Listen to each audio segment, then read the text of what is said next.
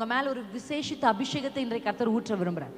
அந்த அபிஷேகம் எப்படி இருக்குன்னா, நடந்து முடிஞ்ச காரியத்தையே 10 வருஷத்துக்கு முன்னாடி நடந்தது, 2 வருஷத்துக்கு முன்னாடி நடந்து, அவன் என்ன இப்படி பேசிட்டான், என் மருமக இப்படி என்ன சொல்லிட்டா, என் மாமியார் எனக்கு இதை பண்ணிட்டாங்க, இதையே பேசுறது இல்ல பெண்களுக்கு கிடைச்சது.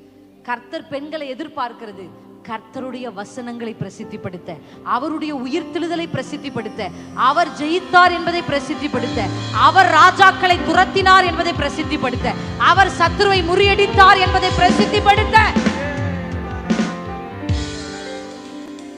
அப்படி பிரசித்திப்படுத்துகிற பெண்கள் அவர்கள் கொள்ளையிட்டு பங்கிடுவார்கள். அவங்க பங்கிடுவார்கள்.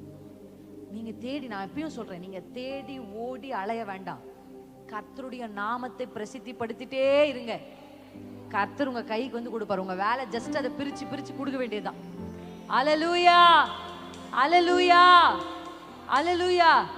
எப்பேற்பட்ட நீங்க எந்த இடத்துல இருந்தாலும் சரி, அடுப்பின் அடியில் இருந்தாலும் பிரசித்திப்படுத்துங்க. அல்லேலூயா.